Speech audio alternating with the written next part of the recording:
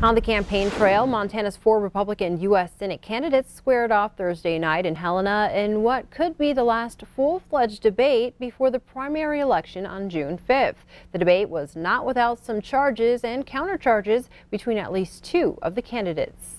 Out-of-state endorsements are troubling to me, especially one as radical as Steve Bannon, who supports Matt. I mean, this is a person who President Trump said has lost his mind.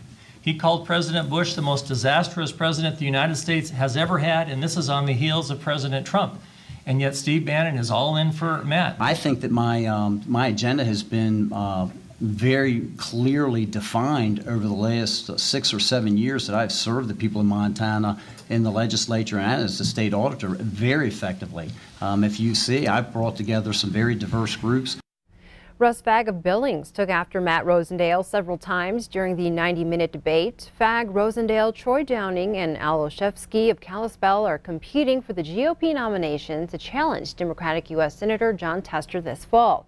The Greater Montana Foundation sponsored the debate, which featured a panel of journalists asking questions of the 4 candidates. Fagg said he's the best person to take on Tester because of his Montana roots and strong conservative credentials. But Rosendale said he has the support of many national-level conservatives, along with Montanans, and that both are needed to beat Tester. Olszewski said while he may be the dark horse candidate, don't count him out just because he doesn't have the most campaign money.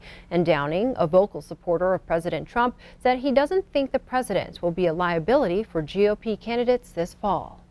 So what I see is a president right now who is putting America first, is allowing businesses to thrive, which allows people to thrive and allows our kids to build their dreams. You know, this race isn't about endorsements. It's not about money. It's about the message.